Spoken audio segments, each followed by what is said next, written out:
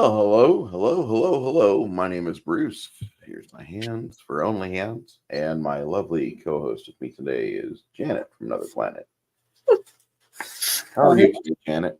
I'm good. It's my sign for car salesman. We just need $10,000 to get your presidential bid started, Yeah, and that'll take care of everything.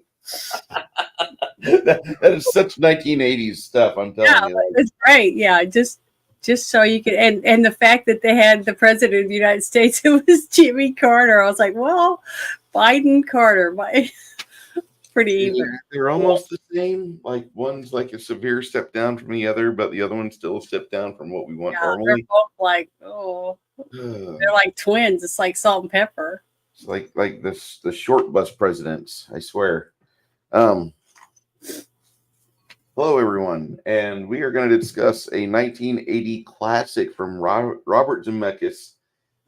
This is a Chronos. Just go on my Discord, hunt around on the guy, girl, and movie, and it's going to take you to a Russian website where you get to verify your social security number and banking information, and then you can watch used cars. No charge. You'll be fine. It Um, was it was fun. It was. just trust I've me. never seen it before, so it Hey, was my good. first time to see it. And it had a lot. It has lots of TNA in it, lots of bimbos Uh, and guys that will lie to you about cars. Using Fix-A-Flat and putting just regular spray paint. the first 5 minutes of this movie set the tone for everything I needed to know and continue watching. I thought it was.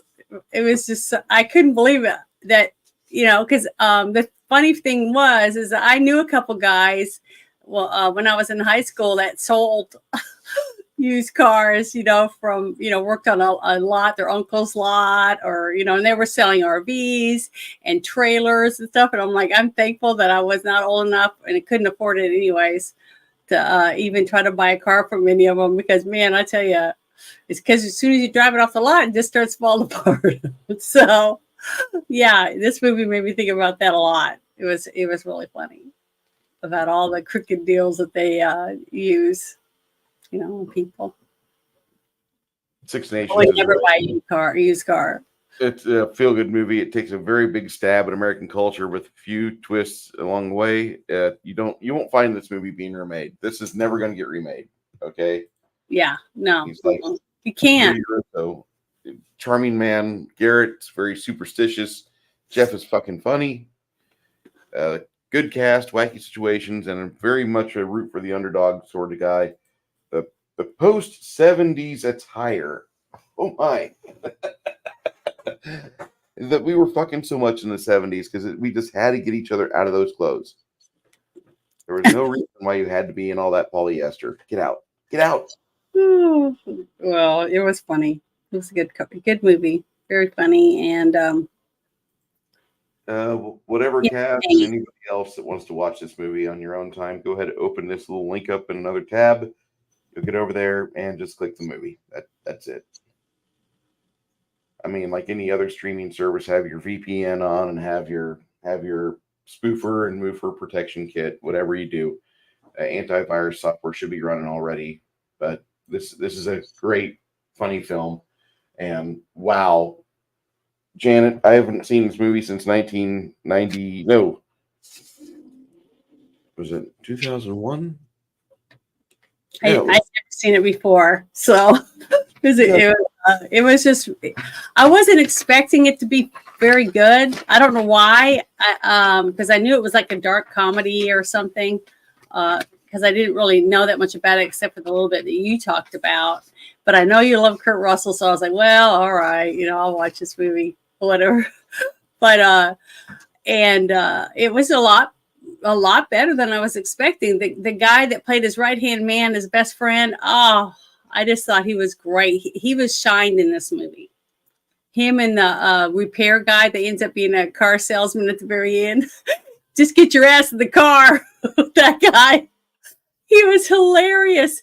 I thought all three of them together really made the movie pop. Made the stuff work. You know what I mean? Go together. And I just thought it was great. And I love the office that they had on on the lot when they were inside with the different customers where he died. It looked like a real room, like you would go into. I was imagining, from the 80s or 90s, that you'd sit in to talk to someone about, what about the interior? There's a scratch, or there's this, that, and the other, and how they would smooth you over, say, well, we'll throw in another set of tires or whatever type shit, to get you to buy this car for $1,200, because $1,200 was a lot of money back then. Mm-hmm. So the fact now that you pay $30,000 and you sign your life away to buy a new car, it's just I just don't think they could remake this. This is where we're at, guys. I mean, $30,000. Janet talks about that like it's a huge amount of money. She has not bought an American truck, which is sitting between $58,000 and $98,000. Okay, she's not looked at the fucking six-digit. Rich. She hasn't looked at the six-digit cars. You put down some money out of your savings account to try to lower your monthly payment to the best of your ability, and you just, and then you try to make sure you take care of it, because it's got to last at least until you get it paid for. Yeah. Which is, that's why I'm shocked when I find out people say, well, I never change the oil, or what, I'm like, what? How do you have a car that lasts? How do you have a vehicle that still drives? That's why you see so many cars in front of you with the billowing black smoke coming out, because they don't take care of it, because either mom and dad are paying for it, or their ex, whatever. So I don't have anybody to buy my vehicle. I have to take it. I just spent $160 on a cabin air filter and registration for my car, and I've got to use my cleaning kit to get my engine filter back in good shape, because I've got a K&N air filter, and those are one of the best. Mm-hmm. One of the best, not the best, but I just plan and I said whatever, check everything or whatever. One of those drive-through kind where they check your windshield wipers and your fluids and whatever else. And if they say, well, you need a new whatever filter that doesn't come from, the not an oil filter, but the other thing, like what you said, cabin air filter, something like that. And they have to open something up or get behind your glove box or whatever, and then you have to buy that one. But that's I think that I've only had one vehicle where I've ever had that done. So yeah, that's this movie, just to let you guys know, this movie was made 44 years ago, and the people that were in this film at the end, where there's the parade of cars going through the wilderness of Arizona, they were real metal cars. The metal vehicles, okay, paying less than 80 cents a gallon for fuel. This is even after the 1974 bullshit that America and the rest of the oil producing world forced on us. But we had these people drive their cars for a day for shooting. They got $15 for being there with their car for that performance, for just being extras that owned their own vehicle. They got $15 for that. Mm-hmm. Yep. I want you guys to understand that. So that's how they got so many people to be in movies. Yeah, is to be able to use it. They can't do that anymore. I don't think, because of the the insurance rates and things like that. Because if somebody, are you filming? Did you see how close those cars were when they were pulling into the lot, just at the very end? And those were all people just in their own cars. These aren't stunt drivers and stuff that you have today. These were just regular Joes, teenagers driving vehicles. Mary, the hair salon girl, has her own car. She got $15 for dinging her car on camera. Mm-hmm. That's what it was. Mm-hmm. I had one of my vehicles used in a movie. It was the something Nights Lights or something like that. It was the they call it the picture car, the one he gets thrown against in the parking lot. Mm-hmm. It was a Santa Fe, silver Santa Fe, and it got a dent in it, and they paid to fix the dent and everything. So nice. I don't know, so it wasn't too bad. They just happened to like, the director liked it. He thought it looked like a family vehicle. So they said, "Oh, I'm going to use it." So I was like, "Okay, that's fine." I wasn't using it. I wasn't driving. It was just parked. So, but they fixed it. They spent $3,000 paying those extras. Could you imagine, guys? Now, yeah, I printed something out. It said how many days it took for them. it wasn't that long of a shoot, from what I understood. Where's my paper? And Kurt Russell, I mean, there seems to be a lot of good Kurt Russell that made it into this film, even though he's a smarmy car salesman, kind of swarthy sort of guy. You just get the feeling like this is the same guy you'd be drinking beers with at a bowling alley, much like and he was in a bowling. He's been in a bowling alley for quite a few of his movies. Remember the one with that we did, Overboard? He's a man of the people. A whole thing in a bowling alley too. A bunch of scenes. He's a man of the people. I'm telling you. Yeah, it says that. I was trying to find it. But he, this movie was just so out of kind of the norm for what was coming out the rest of 1980. Because I don't know if you guys remember 1980 or not, but there's a bunch of movies that were trying to raise social awareness and crap at the time about various issues going on. You had people that were trying to still ride the Star Wars wave. The sequel to Star Wars, Empire Strikes Back, came out. And so this kind of is out of left field for the time. Yeah, okay. I found the stuff. It says that the film was shot in 29 days at the working Darner Chrysler Plymouth dealership in Mesa. Would they really be that happy to have them film there with all them shit cars on their lot? And then it said from October to November 1979, the dealership served as a setting for Roy L. Fuchs pre-owned automobiles, while a vacant lot across the street served as a setting for the New Deal used cars. The vacant lot now has an apartment complex, while the Chrysler bankruptcy of 2009 caused the Darner dealership to close and lose its affiliation. Many local police officers worked on the film in several capacities, including the cowboy shotgun role. Oh, that was great. I reminded that scene. Kurt Russell produced some commercials for Darner's, inviting customers to come in and shop while they were filming the scenes. Wow. That must have been huge for his dealership. Yeah. Think about it. To have customers come in and go, "What? It's Kurt Russell? He sat on this car. I'm buying it." You know, all the people wanting to do that and get their picture taken with them, and all the women like, fawning over him. Oh, I bet that was freaking awesome. Oh, how much fun would have that been to do that? That's wild. Great. So, and plus all the dust, I kept wiping my lips and stuff watching it because I was like, holy shit, there's so much dust everywhere. Because I can't handle very much dust, but it was all over the place in this movie when they were filming. All the scenes where they're standing outside the vehicle, standing on the roof, all those things. There's tons of dust. That right there, definitely Arizona. Have you ever been to Arizona? Quite a few times. Yeah. Have you ever been in any of their dust storms and you could see it coming from miles away?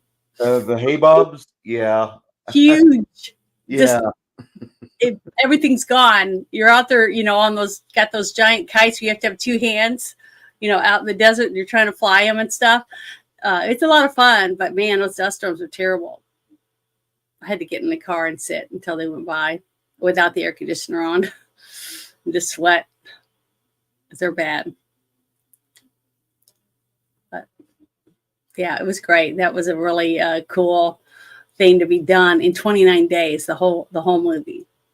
That is amazing. You couldn't do that today because they want to spend $300 million and you can't spend that much in 29 days filming. It just feels like there's too much embezzlement going on. Yeah, there is. Just like what we talked about when we did the pirate movie. Remember? Yeah. That it was already in debt, $60 million before they even had one day of filming. So this movie comes out and it releases on the 11th of July of 19. This movie came out the same weekend as Oh Heavenly Dog, and how to beat the cost of high living. And it's really not a big moneymaker. It was made for 8 million and it brought back 11 million into the house, but it was fighting against the previous release of the Blue Lagoon, Mm-hmm. and Airplane is still in theaters because that was an amazing film for back then. I mean, it's an amazing movie, don't get me wrong, but it really was in theaters, if I remember right, for like about a month and a half where I lived. And that was made for $4 million or 3.5, and it brought back 171 million. So it had a huge route through the theaters before it went into the rental market. And the rental market wasn't really a thing till middle of the 80s. This is 1980. Remember, people still don't have VCRs in every home yet. Yeah.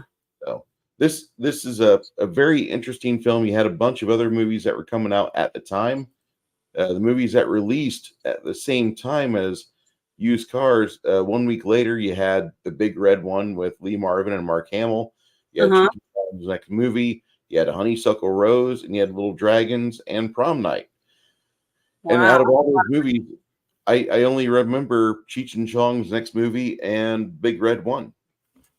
There's other good movies there, but they just were not movies that I want to This remember. one wasn't a big box office hit, was it?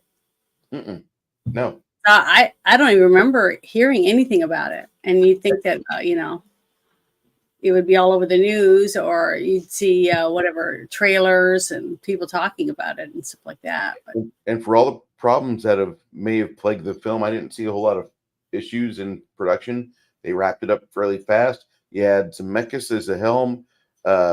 John Milius and Steven Spielberg were both involved as executive producers.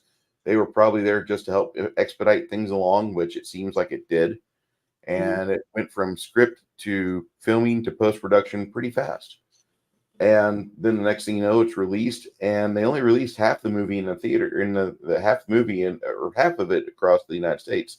The other half didn't really see it because there was a problem somewhere. And part of it was the fact that it had so much good black comedy, but at the time it wasn't really recognized. plus, And it had boobies and butt, almost total nudity, almost. Even though it wasn't really, they weren't groping and stuff, but they were like grinding and dancing around. all the dancing around is probably what got the Christian market upset about it. And So, that I could see, like, I could completely see like some Sally Jesse Raphael fan throwing a fit that it's bumping a good movie out of the theaters, like, Lady and the Tramp on its re-release in 1980, and here we are with this smut movie, Used Cars. I could completely see that, but this movie is not for kids. It's rated R. It's the only rated R film up until Flight for Robert Zemeckis. oh yeah, Flight was 10 years ago.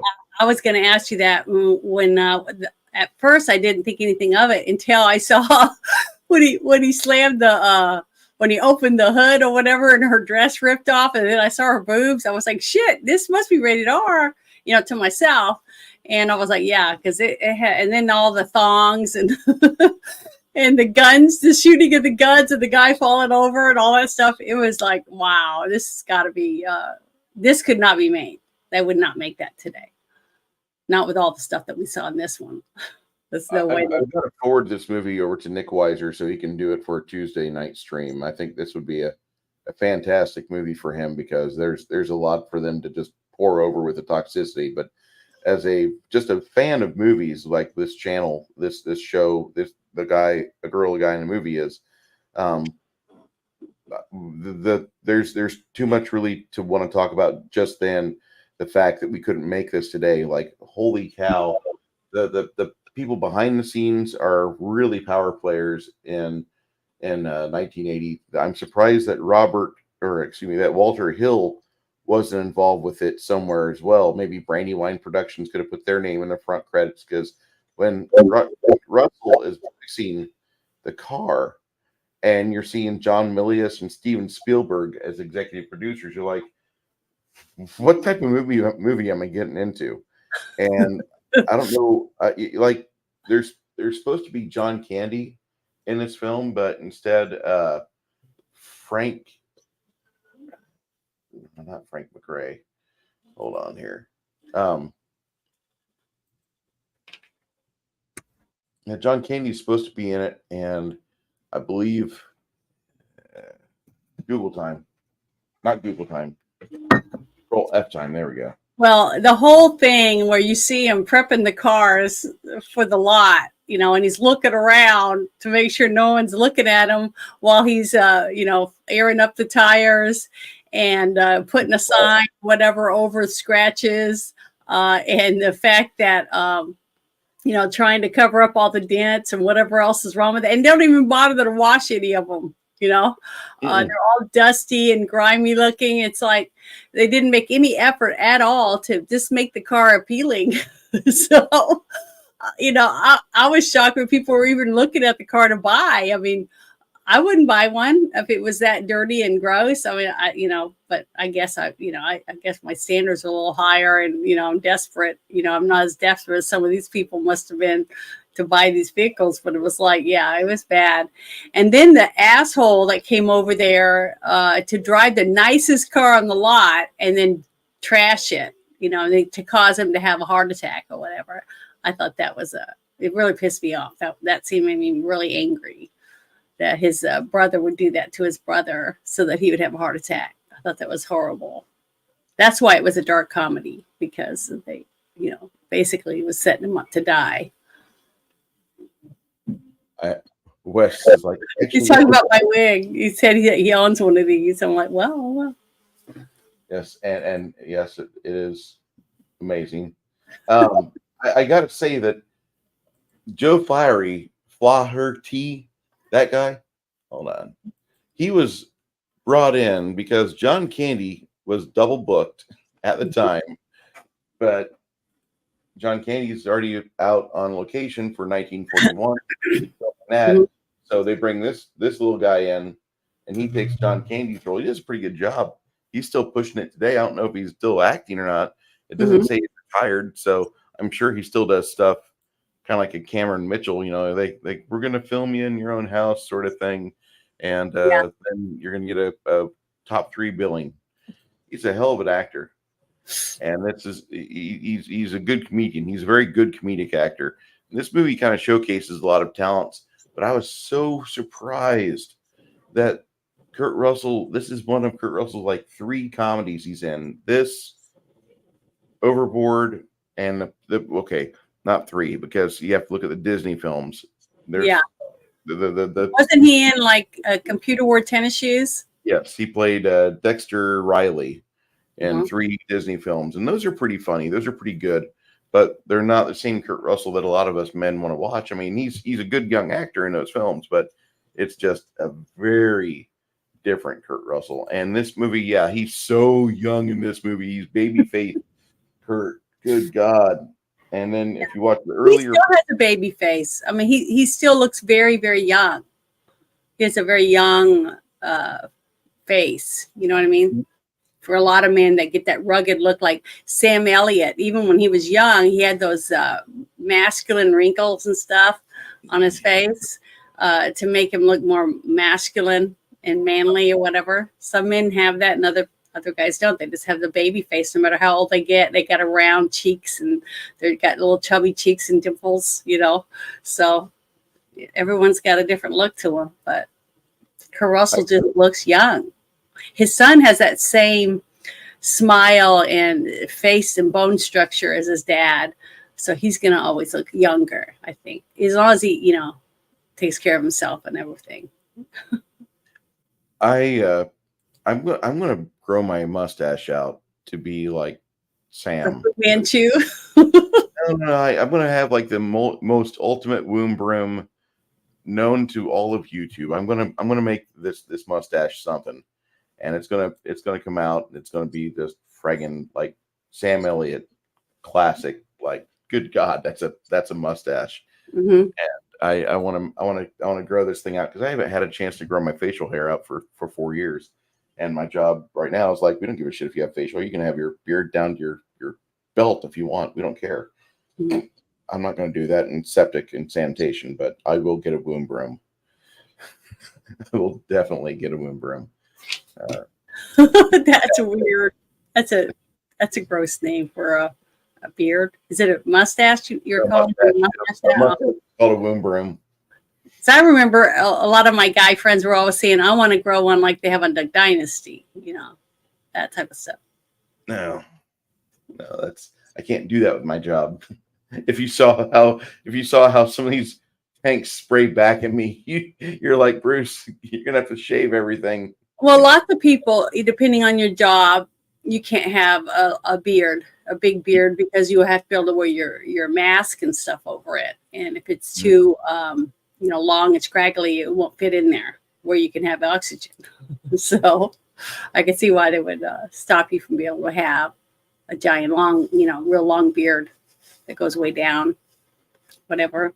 I remember that. But yeah, this had a lot of bimbos in it to sell the cars. So I thought that was, and you know what though? The other lot across the street that his brother had, his cars that weren't much nicer. No. The ones across the street.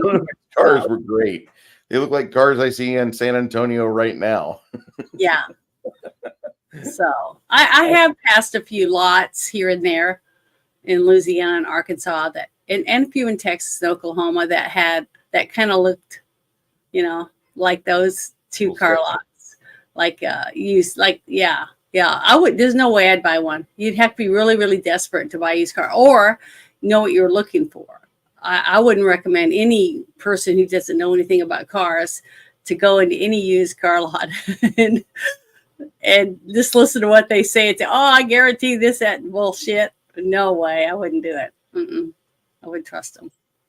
But the driver's ed teacher, oh, he was great. The actor that played him, very timid and quiet when he first comes in, and he's schmoozing him and talks him into buying, what was it, a bunch of cars to use at the school so that they could train the kids.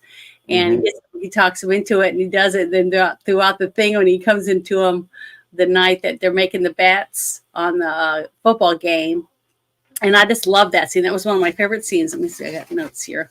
Was the fact that the best friend, the one that couldn't drive a red vehicle because of his phobia of like rabbit feet and all this stuff, was the part where when he tells him that he put every dime he had, $40,000 on this game, and he had to win. If it was an all or nothing, basically. And then you see both of them look at each other and go, "Oh shit, he's fucked," basically. So then he believes in luck so much, and he starts taking the salt and pepper shakers and dumping them out. And then at the very end, when he bashes the mirror to break it to a million pieces, and then he's opening up people's umbrellas indoors and all that. I just thought, oh my God, that is so sweet of him. Even though I don't believe in that stuff, the fact that he did, and he was trying to do it for his friend, even though he bet against him. So that means he loses because all the tins were coming up and everything he was going to bet.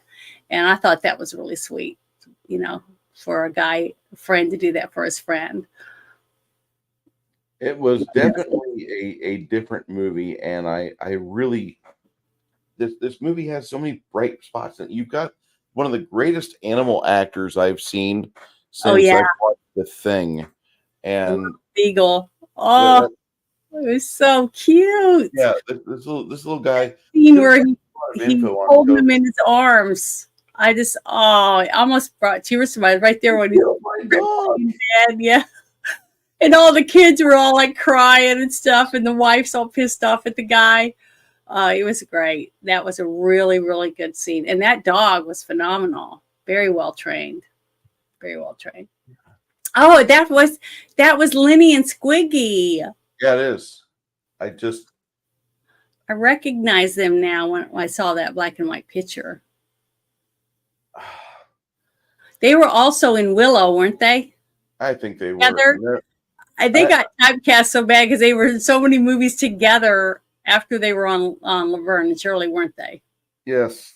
I'd have to look that up and see how many, but there was quite a few of them. The freaking part about this movie, like just the script excellence, like the part where they talk about this guy's pacemaker, that was installed in his chest on like a Yeah. $15 amount. There's a lot of Uh-huh. $15 references here. This is just a great piece of script writing, and it made me laugh. Like I didn't have my microphone on a whole lot. They had so many parts where I'm watching it going, what? What? And I just that's how it was. This Mhm. movie just succeeds on a lot of levels that I was not expecting. Um, Toby was the bright spot for me in this film because I've dealt with beagles and basset hounds before, and those are two breeds that I would never use for anything like this. But to be able to Yeah, get a they're very dog to noisy. perform, Hmm. get a dog to perform like that, holy cow! I mean, this movie was shot in 29 days, and they had a dog performer giving you a third of the gags throughout the movie. Like, this is just He was so cute. He was so cute, and like when he was digging in that one little spot where he knew his master was, the guy that owned him was mhm. buried. Wasn't it him? Because it wasn't. No, It wasn't the he used car. didn't dig there. He didn't dig there. The No, I brother. know he didn't do it. I know the brother did it. But I'm just saying when the guy ran up there and he saw the dog above that hole, I was worried he was going to get in trouble for digging the hole, which he didn't. And the thing is, he was so cute. And to sit there and wait, and do what he was told by looking at the hole, and he was just really smart, because usually you have a dog that's trained for a specific thing, like to catch a ball by jumping in midair when on command when you tell them to, or you have a clicker or a clacker, or you have a hand signal that you'd give the animal and it would do something. They perform different things, but this one did play dead by laying on the ground, play dead when you picked it up and lifted its head up and laid it back down again. Different things that it did on command, and sitting in the car, getting things from wherever it was, and then bringing it to the right person and giving it to them. Things like that. That's a lot of training that this dog had. And it was so cute. And his name was Toby. Is that what you said? Mhm. So yeah, he was very, very well trained dog. So it didn't say anything on his website who his owner is or anything. If this If movie it had came been out in made, the 80s, he might not even be alive today. the dog's definitely dead. The trainer might be dead too. Hmm. This the way that they shot this movie with that dog, I would like to see more of it. If it was filmed 10 years ago, there would be an entire 45-minute segment just on the dog Yeah, on the it was DVD adorable. or on YouTube. And that dog for me was like the show. That there's a lot of great parts of this movie that I thought were fantastic, but for me, Toby acting the way he did and being such a great little actor, my God, that was amazing. Then you have less than 1 month for shooting. You nailed it, absolutely nailed it. Now, did you already talk about George Hamilton was supposed to be the Rudy Russo in this film, or no? Uh-uh. I haven't Okay, seen. well, they were originally planning to have George Hamilton. He's kind of a good character actor. They were going to have him take care of the Rudy character. And at the time, they were trying to sell this off to Universal. Universal Studios passed on this, and they passed on the script. They're like, nope, not a part of it. And so they went back and started talking a little bit further, and they put Kurt Russell in, and they marched over to Columbia Pictures. Well, Frank Price is a studio president at the time, and as a young guy, he sold used cars, and he quickly snapped the movie up. And Mhm. so afterwards, the casting agent Bob Gale says that Jack Warden passed on the role of Roy Fuchs, but he agrees to play the role under the condition that he gets to play Luke as well. He wants to play the role of both brothers. And so John Candy was going to be cast as Sam Slayton, but because everything screwed up in 1941, we get Joe Flattery instead. And so they start going to Darner Chrysler Plymouth in Mesa, Arizona.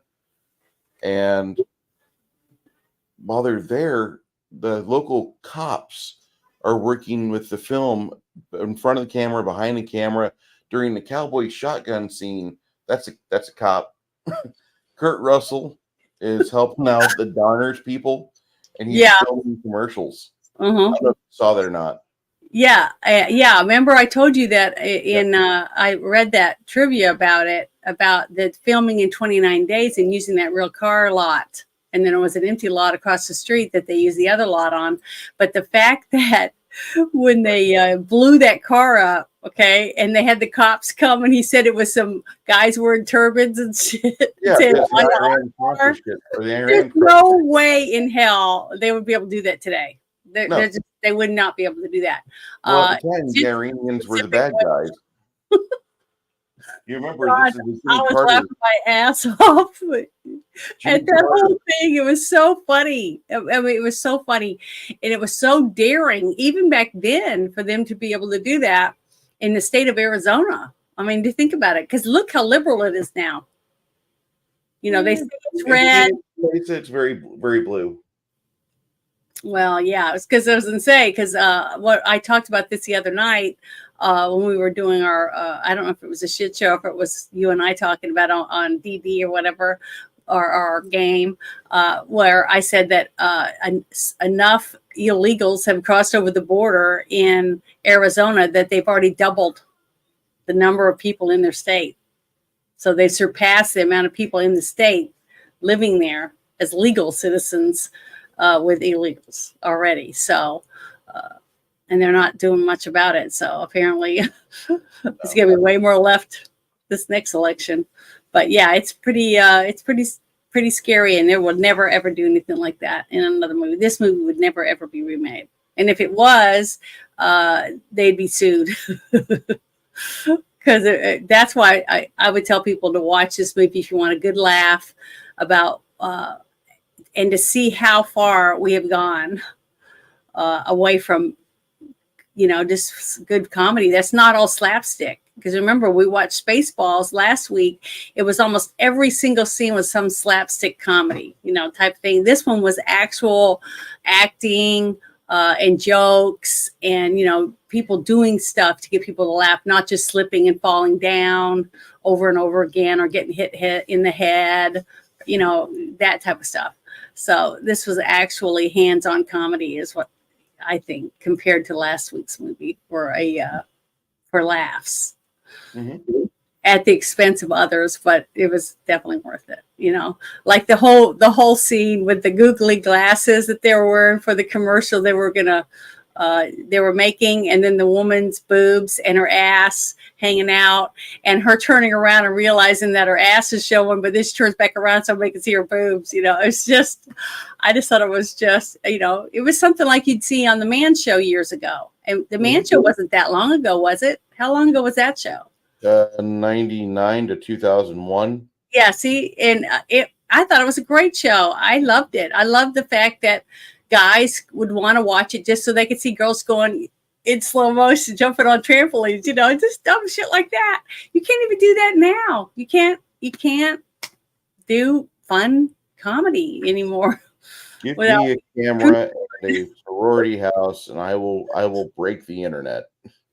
Yeah, it would be good. But you know, I just thought that the angles they used, and who wrote this script, anyways? Who was the writer on this movie? Hold on.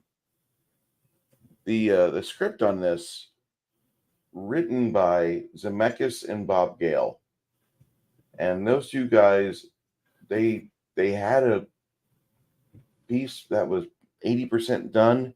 From what I read, they were 80% finished with it when they took it to Columbia, and when they were fine-tuning it for or when they went to Universal, they had 80% done. When they took it to Columbia, they had things ironed out and they had some gags rewritten because they realized they were getting a hold of Frank McRae and they wanted to use him. He's an ex-footballer, and the guy for him being an ex-footballer, I mean, he's pretty nimble, so they could use him in some more physicality roles, and he was still in really good shape in this movie.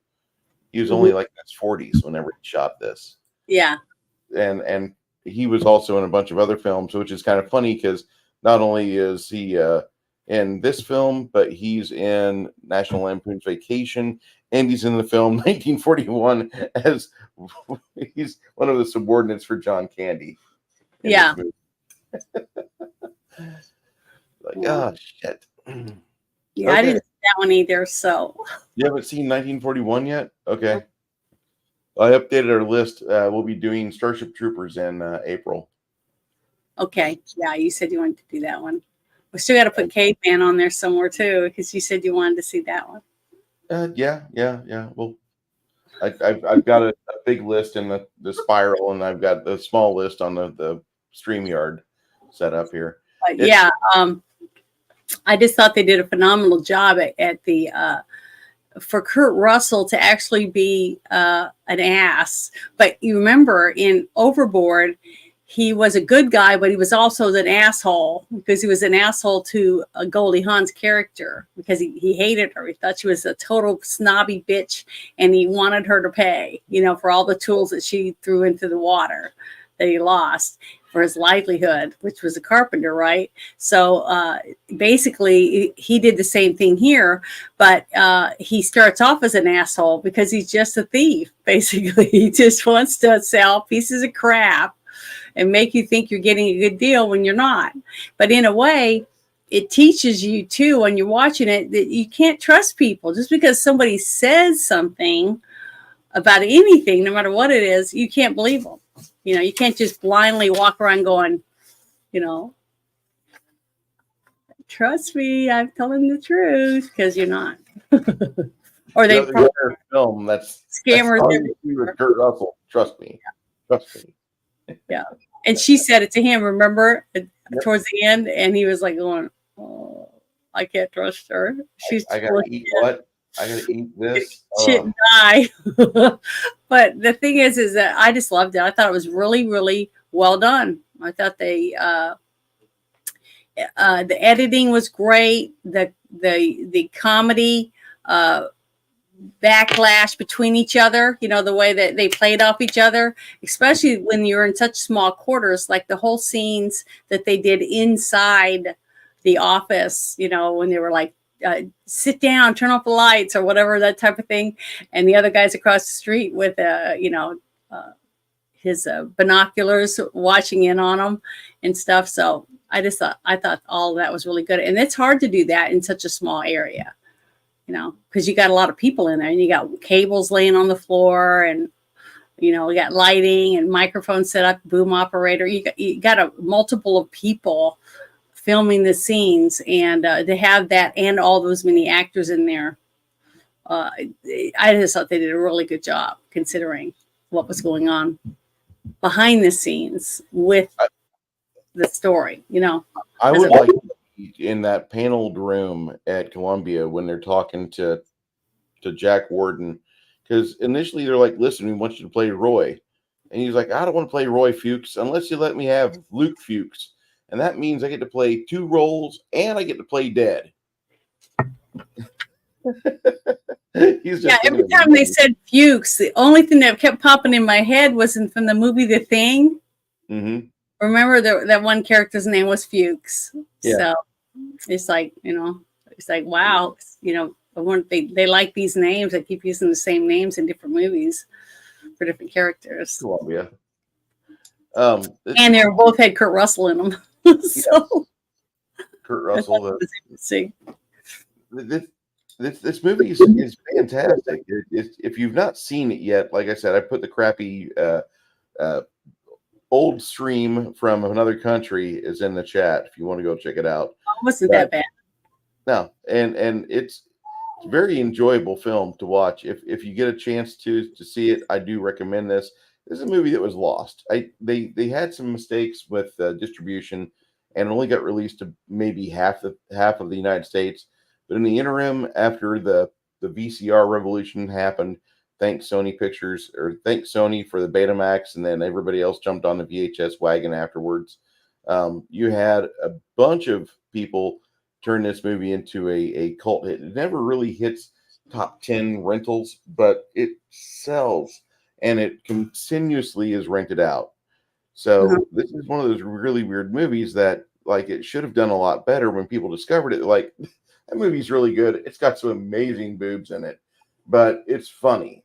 And I found myself laughing at it a lot, where I'm not going to say I wasn't expecting to laugh, but Kurt Russell, I expect movies to be action packed, I see Kurt Russell. I'm like, we're gonna get some good special effects. Where's Rob Bottin at? Because I've seen him as the helicopter pilot probably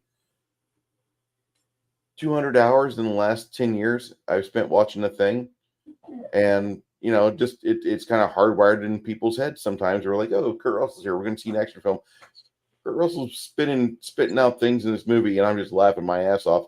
Worse yet, I'm having flashbacks because as a used car salesman, I was told to say these things to get a car to be pushed across the curb.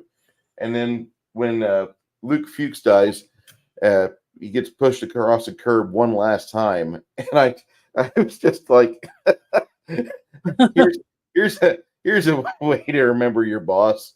I wasn't expecting that, and that's just basically how I could summarize my entire experience with this movie. This movie is fun. It's hilarious at a lot of points.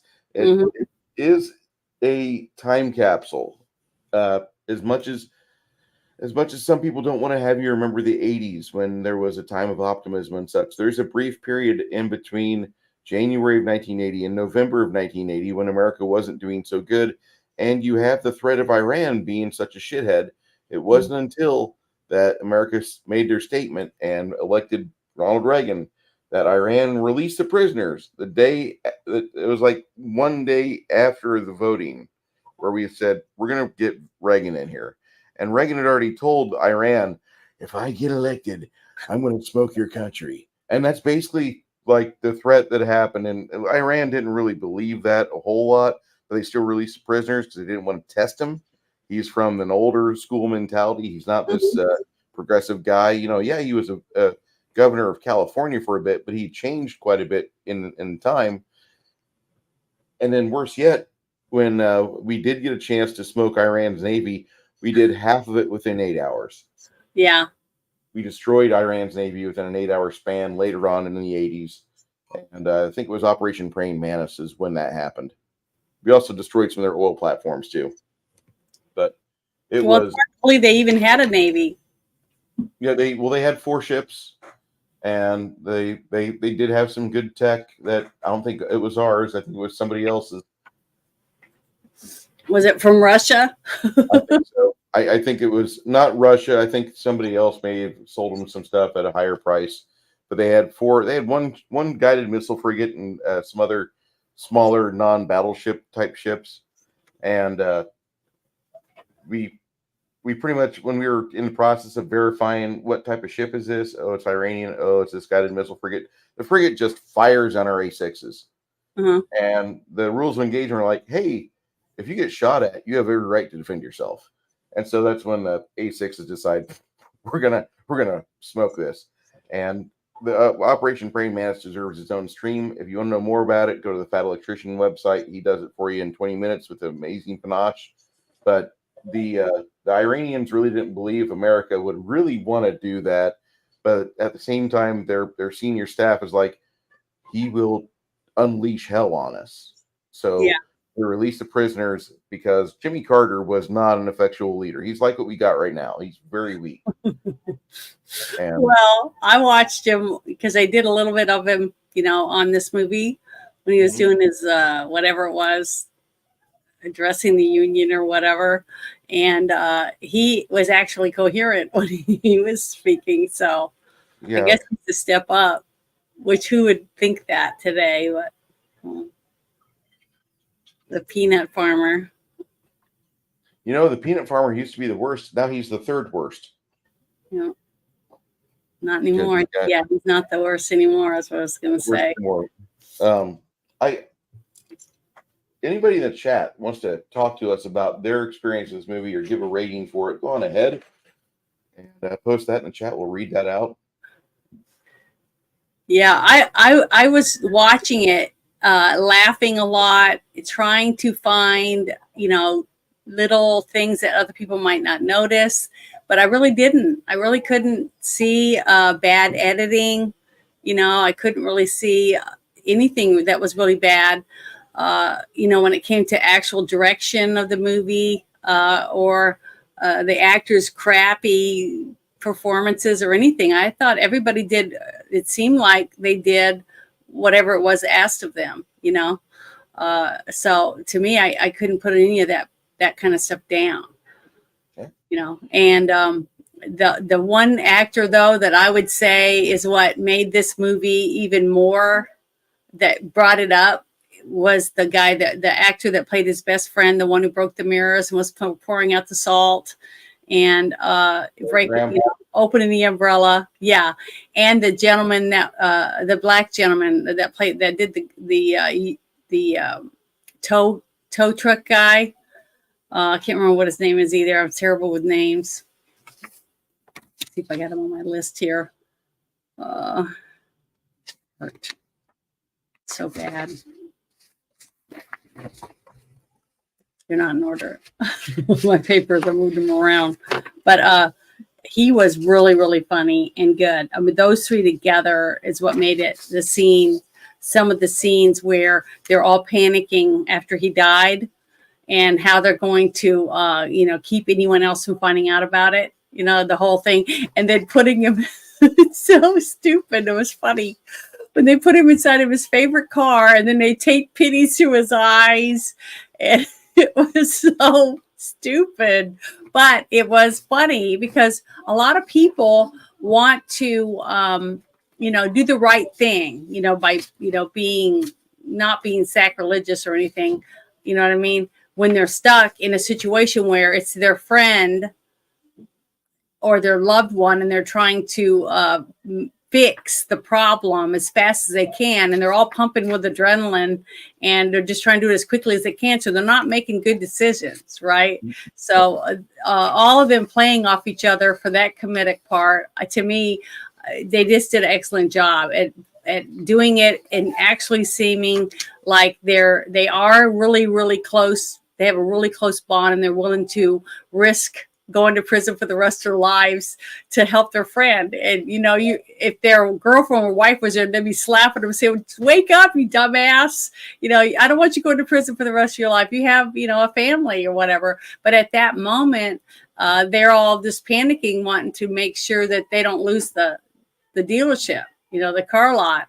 It's going to be gone because they know that he wants it. They don't know why he wants it, because he knows that there's going to be a interstate or whatever going through the other one, and he wants the one across the street because his brother's got it. And so I'll kill my brother, making him having a heart attack or putting him in the hospital and making an invalid out of him so I can take his property from him. So he was the real bad guy, and they were dumbasses. That's what got them into trouble. But I thought that they did a really, really good job at playing off each other for it to be more comical and believable. And he had sympathy for the characters, because you can't love characters if you don't align with them, or you don't like who they are. Even if they have lots of faults, you want to help them along, even though you can't, because it's a movie. You can't do anything, but you want to root for them, and you're clapping, and you're excited because they're having a bad time or whatever. So they did really good about the character arcs for these characters. Now, it took Kurt Russell's character a little longer to become a decent guy, and then at the end, when she asks him for the truth, and he's telling her the truth. He's about to tell her, and then the other guy, the lawyer guy, walks up. He's just off to the scene, and she doesn't know he's standing there. So he starts changing the story back to more lies about him going to Aspen, and stuff like that. But he just was in bad place all the time. Even though he was wanting to be honest, he felt like he couldn't, because it would get him into trouble, especially since they did, bury him in the backyard, basically, was what they did. And then the whole fact that they dug him up, and then they leave him in the car, and then they gas, and then have him drive into a building or to that big electric fence area, have it explode into a million pieces and burst into a fireball. So I thought that was funny. We are absolutely certain he's dead now. Of course, and burned up. So it was really bad. Well, of course he was dead. They put him underground. How long was he under there? No. They the only ones that knew for certain he was dead was the men that helped bury him.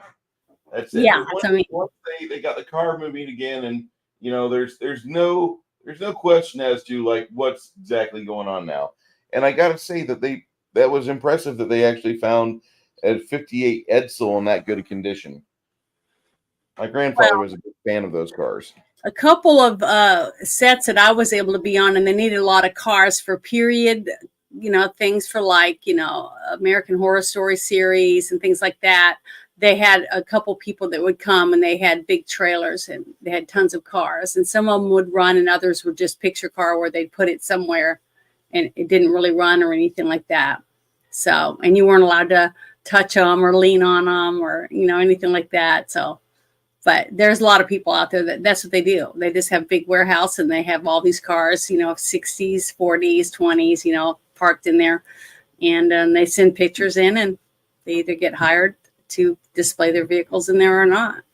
So they've got plenty. But the thing is, if the industry is starting to go belly up, like I'm thinking that it's going to be more streaming, so it'll be lower budgets, and you won't see big giant blockbusters. I was really worried after the COVID thing that I was telling people, please go to the movie theater, just don't sit by anyone, sit by yourself with your mask or whatever, and try to, keep the theaters open.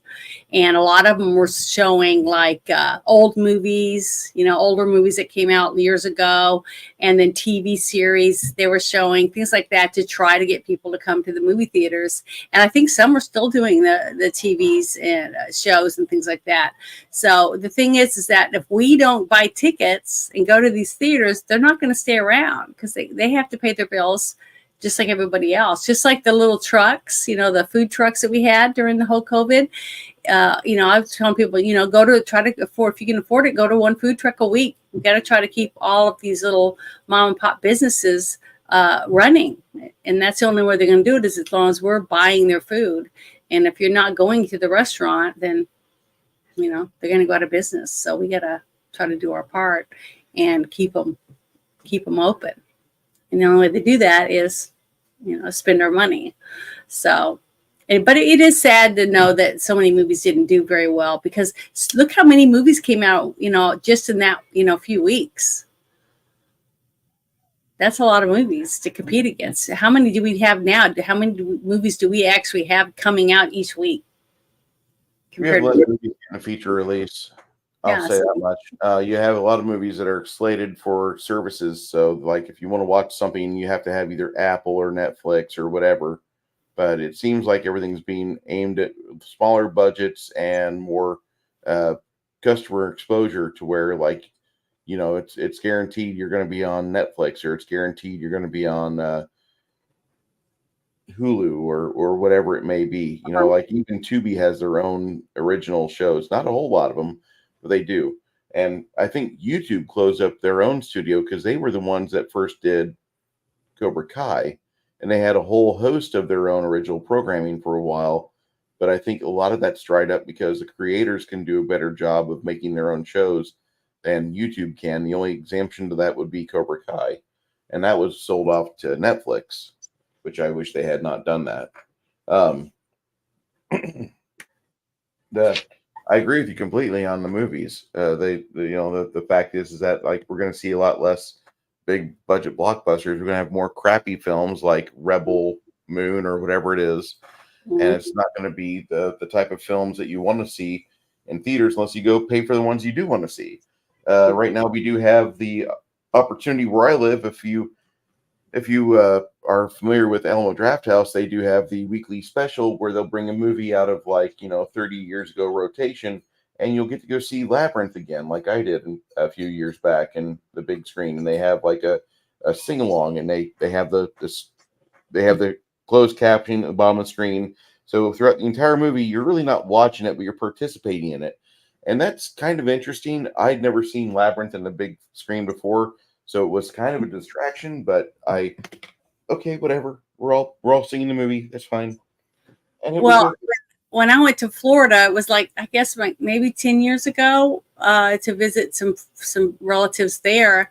They took me to it was like a cinema pub or something. It was like a bar, but it was like at a tilt, and they had round tables where you could order meals and get a pitcher of beer or whatever. And they had a movie. a movie up on the screen.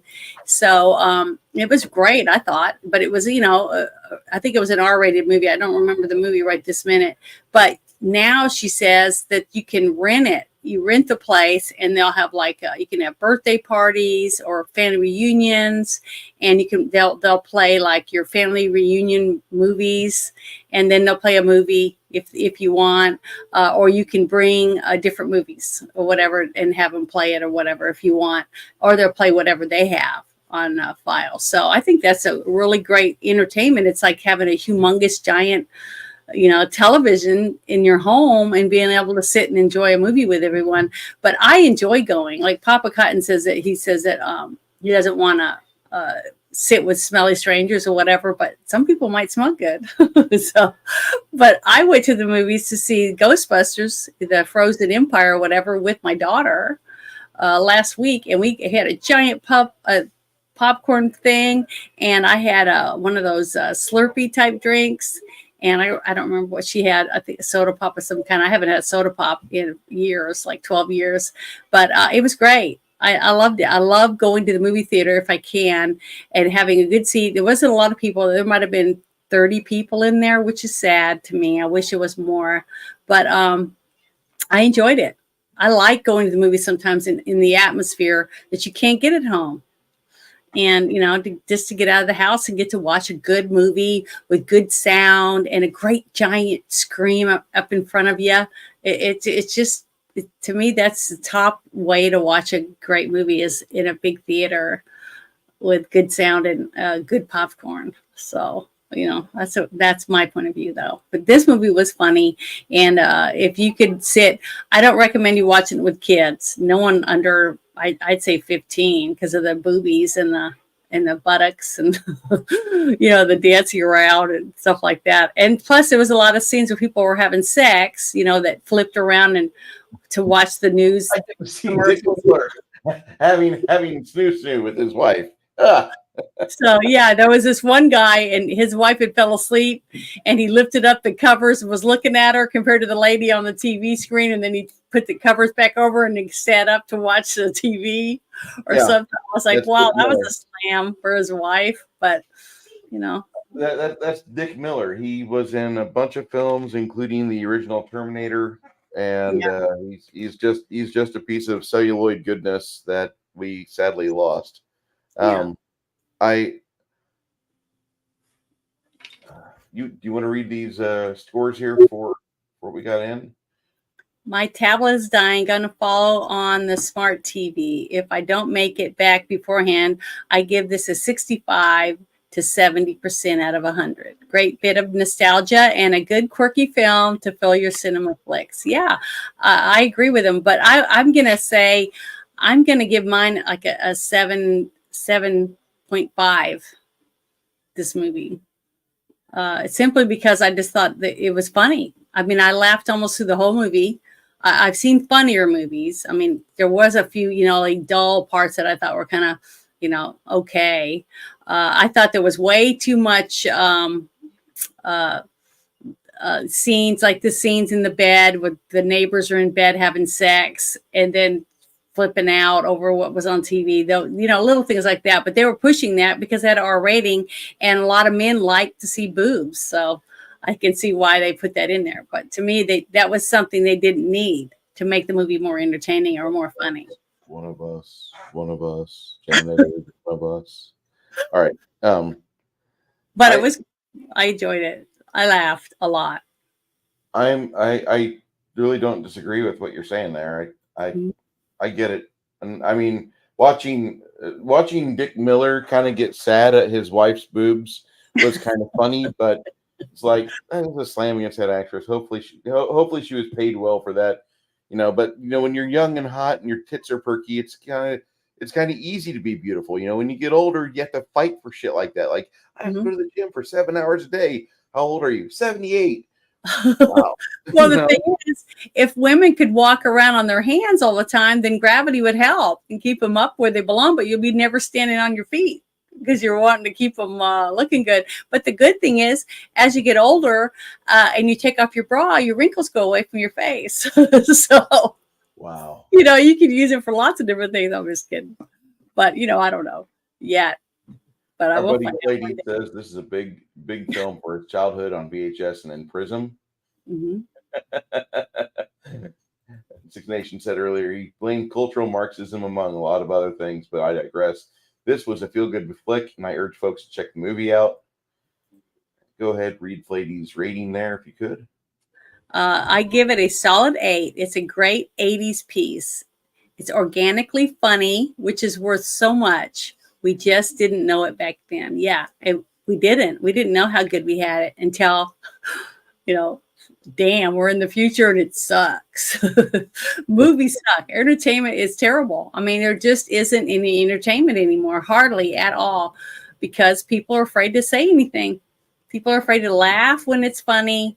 They're afraid to make fun of any race or any women, or whether the guy's wearing high heels or he's got a stupid asshole haircut or anything. You can't make fun of food. You can't make fun of anything anymore. It's like you're ostracized. You're kicked out of the club if you make fun of the wrong people. So I'm glad that we can still watch these, because it won't be long. Like Disney's already done. They've already gone through and changed all their stuff from the past. You can't watch those old movies unless you bought it and you have it at home before they made all these changes. You can't go buy it now. You can't buy, like, what was that one movie about Mickey Mouse and he's like leading an opera or something? I don't remember the name. Fantasia? Yeah, Fantasia. That's all been changed because there was racist stuff in it or something. So you'd think that artists, you know, real magicians, real, you know, people that made certain things or wrote certain things would be up in arms that they're going and tearing down statues and tearing up paintings and doing all this and ruining history, because these are authentic things from our past and now they're not there anymore. I mean, when a family loses everything in a fire, they've lost all their birth certificates, their you know, photos from when they were babies and their great grandparents' pictures and things like that. You're losing part of your history of your life, where you came from. And that's basically what these people are doing. They're going into libraries, they're going into cities, and they're tearing everything down because they think that if they tear all this down, then no one's going to know they had a horrible history because they all made stupid mistakes. Our ancestors made dumb mistakes. Well, guess what? You tend to make those mistakes again when you try to pretend like it never happened. See, we learn from I love being an older person. I hate the fact that I'm fat and ugly now. I'm not gonna lie. I hate that aspect. But I like the fact that I at least know what I'm supposed to be doing. I don't suck like I did in my 20s. When I was in my 20s, I could do certain things. Yeah, there certain things are really easy, like lifting weights and all that. But like being a good role model at work, or being a good coordinator and getting logistics done right, or just leading a convoy, I couldn't have done that in my 20s. I couldn't have done that at all. I didn't have the knowledge, know-how. I couldn't stay calm on things, and therefore, I'm so happy. I'm almost 50 now, and as the world crumbles around me, I'm pretty happy that I'm going to be dead within like the next 30 years or so, because I won't care. Go ahead. You guys want to piss away everything we fucking fought for and did all that? Fine. I won't be here to bitch about it, you little miserable shits. And I that's kind of how I feel. I think a lot of other people feel the same way. They're like, I got my family secured. I bought my acreage. I did this, or I got this safeguarded. We have our ammunition. We have our warehouse. They things like that are said. Like, we have everything set aside. The rest of the world can burn. My hydroponics greenhouse is good. That sort of thing. And I hear that from more and more Gen Xers all the time. And when I'm starting to hear that from millennials, that's when I know, like, wow, your generation really sucked worse than mine. And I thought we sucked really bad. But hey, you guys wanted to have feelings matter, right? Go fuck yourself. Enjoy your world. And this movie here was made in a simpler time when things were so much better. We didn't know it at the time, but I got to give this movie a 75, because I would have given the movie just a regular 70. Mm-hmm. But when I saw this movie and I'm reliving like what I was going through at the time when I first watched it back in not 98. It was 2002 when I watched it back. No, 2003. Yeah. My sales manager is sitting next to me. And so, like, all the things I'm hearing him say, like, I'm thinking half this movie, like, he is just memorized this movie and he spits it out at work and, like, cars sell themselves. And that's just kind of how it works. Like, you slap people in the driver's seat, give them the keys, and, by the way, before you leave, sign the paperwork, and that's it. And someone said they like my tie. Thank you. But this is a fantastic film for just learning how a culture is, because if you guys don't ever do sales, you never see that side of it where, like, hey, if this guy doesn't kind of fuck with this car a little bit, if he doesn't fix the odometer, he's not going to be able to go home and feed his wife and kids. Maybe that's poor planning on his part, but at the same time, he's trying to do his best for his family. I'm not going to give Kurt Russell that much grief because he lies for a living in this film, but I am going to say, like, there are certain things, like most car salesmen, I got to sell a fucking car. I got to get to 30 sales before the end of the month. If not, I don't get my bonus. And so they'll push a bad car over the road. Like, okay, well, we gave them warranty. There is a 30-day warranty on that, and they'll come back and they'll realize, hopefully, like, they not only need the car, they need the warranty as well, so they can buy that on the back end. And I can see there's a lot of I bought them. Have you ever bought a used vehicle yourself? Yes. And see, I have too, but I've always bought it through a dealership, like, let's say, like Hyundai or Toyota or Chevrolet, like that. And you go in and someone has traded in a car, or most of the vehicles I've always bought have been last year's vehicle, and I buy it like early in the next year, one they didn't sell. Even though it has no miles on it, like maybe it has 150 miles on it because it was test drove a couple times. And that's usually when I get my car. I go and I decide to save up like $10,000 to put down on it, and you make my monthly payment as low as possible.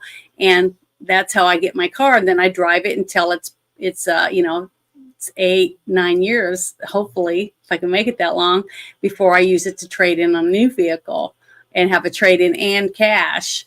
And then I get another one because I try to take very good care of my vehicles because I need them.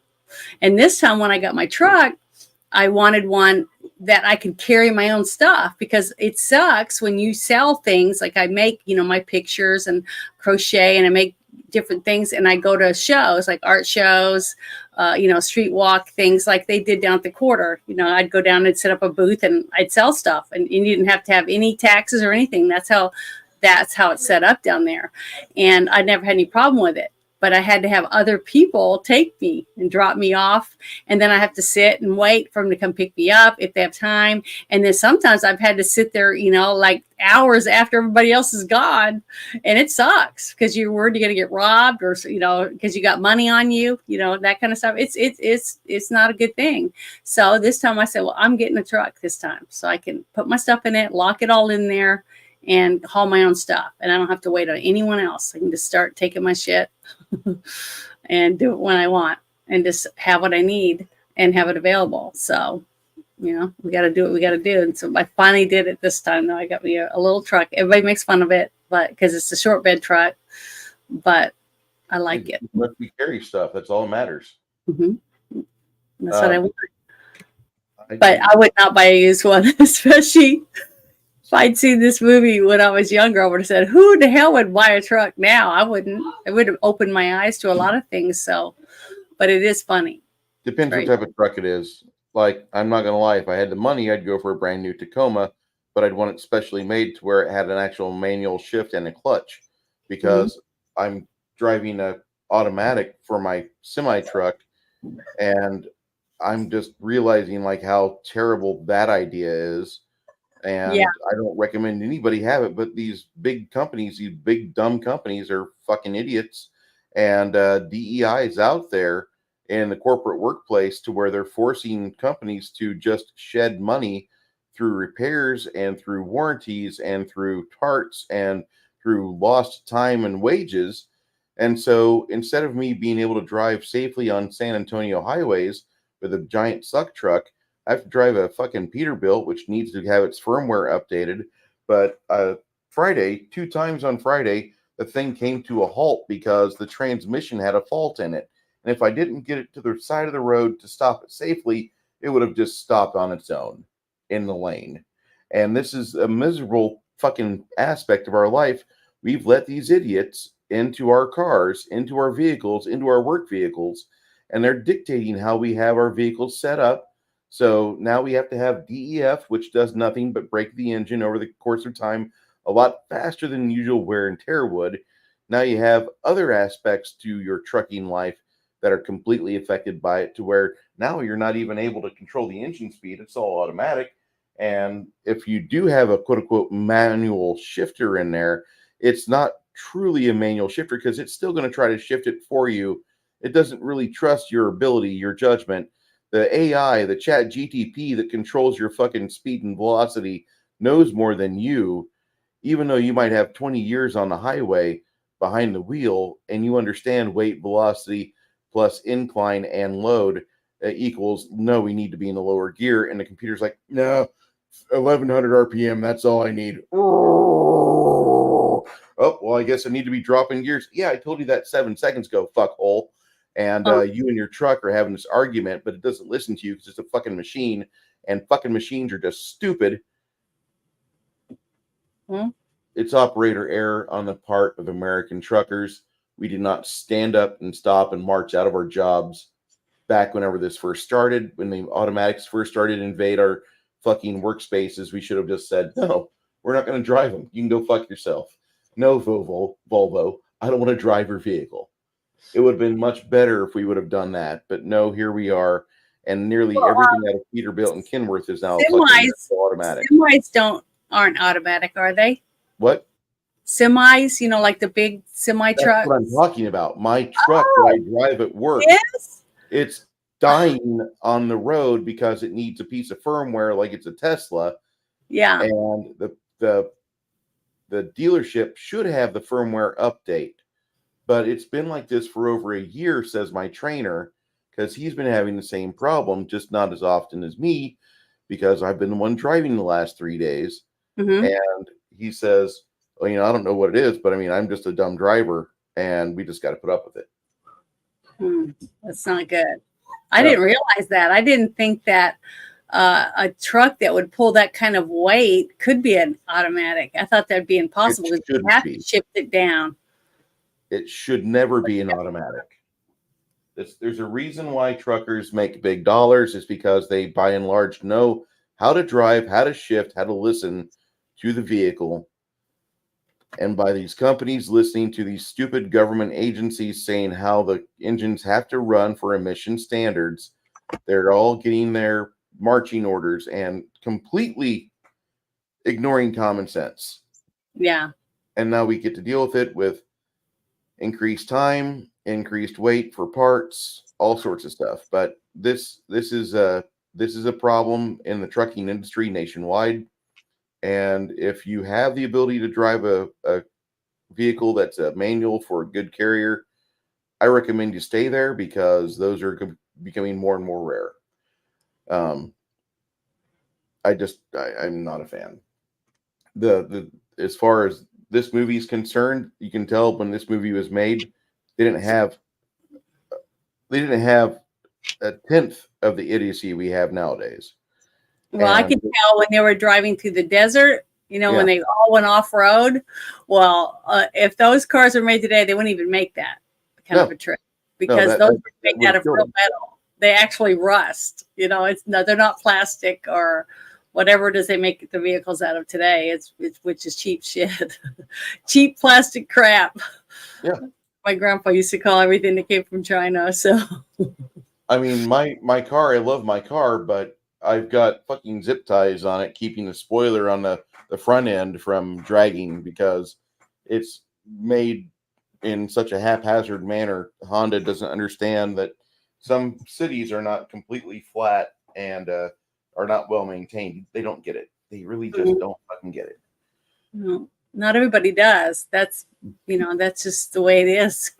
Like we talked about that a couple days ago about how people read the headline and that's it. And then they comment and make stupid comments because they didn't read the article. They just read the headline and this one is that as fact. And a lot of headlines are just written to get people to click on it, not because it's factual. And that's sad. That's the America we live in now, or the world that we live in, basically. It doesn't have to be factual. It just has to get people to click on it. Right? Yeah. There's a contest going on down here in Texas between incumbent Tony Gonzalez and challenger Brandon Herrera.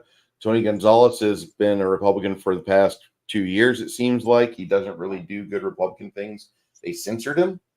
Yeah. They said the House of Reps censored Tony Gonzalez, and they're like, you really shouldn't be here, and you don't need to be making comments and statements because all you're doing is you're pulling the John McCain. You're just wearing the other fucking team uniform when you should be listening to us and adding things to our value, not theirs. And he's like, well, no, my entire district is purple. And then he just votes completely blue. So that's why Brandon Herrera, big 2A guy, AK guy, he's running against him. And so there's a runoff now because Brandon Herrera and 3 other challengers went after this guy. And this guy only made like 45% of the vote in early, March? Yeah. So now there's a runoff. Brandon was the highest one. And if you go to any of the websites on YouTube or any of the sites on YouTube where they have a talk with Tony Gonzalez, it's the comment section is all Brandon Herrera. Like, you fucking lied. Here's where you lied. Here's the timestamp. And here's what actually happened. And they'll give a link. It's fucking gold. And then Brandon Herrera's out there. I don't even think he has that much money, but the guy is doing everything he can to get out there and become the new Texas rep for District 23. And hopefully he'll be able to sell himself. I think if people listen to him, they'll be fine. But Tony Gonzalez is pitching himself to that low information voter that only reads the fucking title to the newspaper. And that's the newspaper's perspective is we really don't want people to read the stories because the details are there. Sometimes we can cover them up. But if they just read the headlines, they'll be upset and they'll be in comment sections. It'll be great. And Tony is a perfect candidate for that. Well, so what do you think is going to happen? Well, hopefully Brandon fucking gets the House rep position. I can't vote for him. I'm in District 22. But that's how it is. What else do you have to add about this fun movie here that we discussed? Well, I would just tell everybody, if you haven't seen this movie and you like Kurt Russell or you like nostalgic 80s comedy, then you need to watch this. But don't watch it with children under 14. I don't recommend under 14 unless you approve of your 14-year-old seeing TNA because there's quite a bit of it, and innuendos, sexual innuendos. How many of you saw the movie Porky's? All right, there we go. Who here saw Kim Cattrall's boobs at an early age? Raise thy hands. Yeah, Porky's. I forgot about that one. That one's a pretty good one too. It's not a bad movie. It's not a great movie by any means, but it's not a bad movie. Six Nations is on our conversation we just had. Go manual as much as you can if you got health issues like bad joints, etc. Automatic is probably a necessity, but the less electronics means less hassles. It's not medical advice. Yeah, if I could find a car without power windows, I'd probably be on it if she had less than 150,000 miles. Yeah, I was petrified for years about getting a car with automatic windows when I became a mom, because I was always petrified I'm going to be the one person that's going to go in the lake and I'm not going to be able to get the windows open to save my kid. You can't roll them down. And if you can't. What are you doing to where you're driving a car into a lake on a regular basis? Well, I mean, you go over bridges. It's like what we saw the other day. Yeah. I've seen so many people where the bridge collapsed while they were going over the bridge, and you have a whole family that goes into the water, and then you're one parent, you got 3 kids, okay, and you got to save your kids, and you're trying to bust windows out and stuff. It's just a scary thought to know that before if you're starting, the bridge is starting to go down, or you see something and you think you're going to go over, you can roll your window down when you're going over, because then you're able to get out. Okay. You can't do that. You don't think about that, because when the electronic goes out, you can't use it. You can't use your windows. It But really when you're in a feels car like underwater, you can still crank the window open. That's a it big just difference. really feels like we're under attack, because last year we had this terrible train accident in East Palestine, Ohio. Yeah, you see that.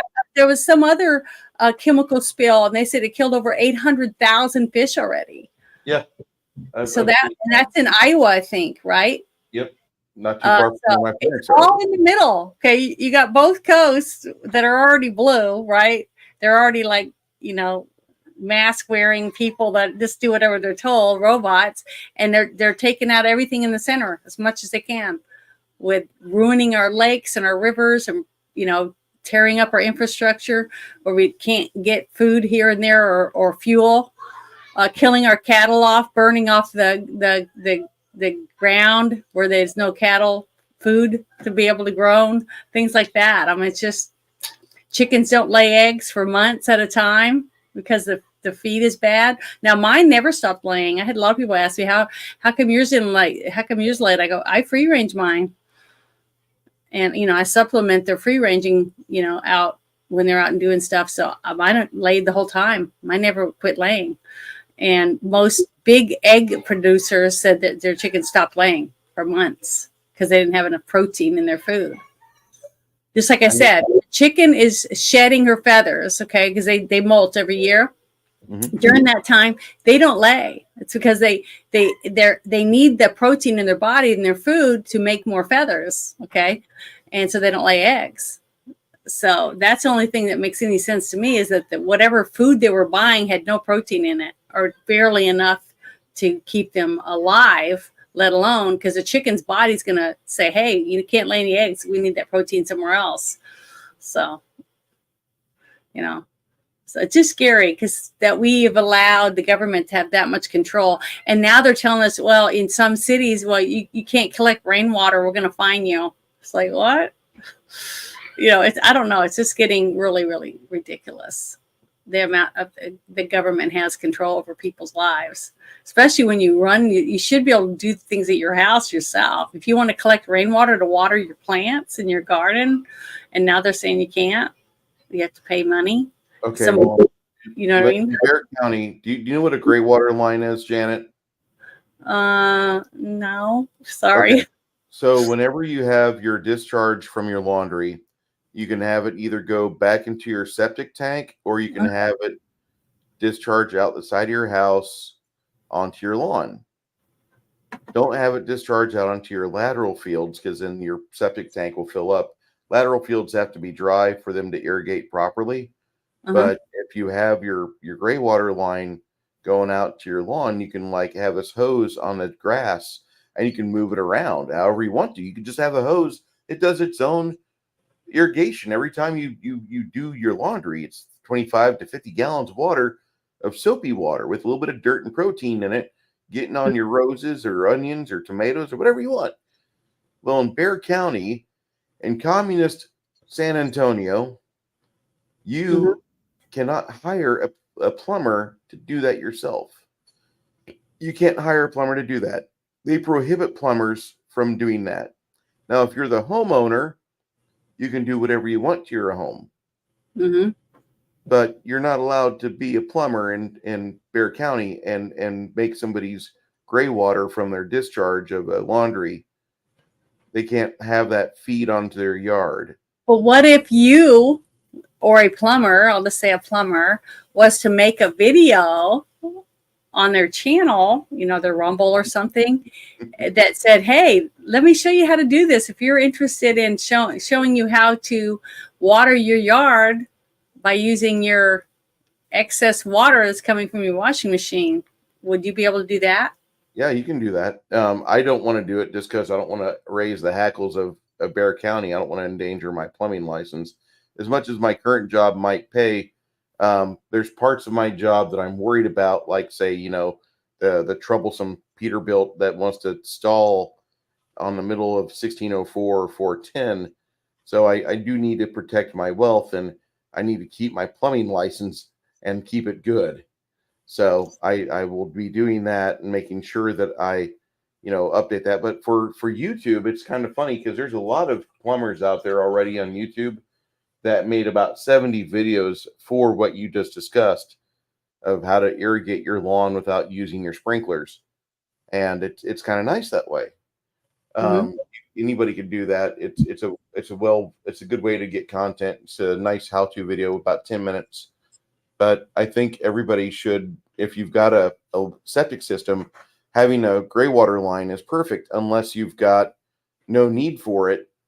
Go ahead, don't do it. Let it all drain into your septic tank. I don't recommend that because sometimes you use bleach and that hurts your culture in your septic system. And you want to have a healthy culture. You want to have healthy amounts of little active biters going after all those big greasy turds you just shit out. Yeah, I buy this stuff. They tell you to flush down your toilet every couple of weeks.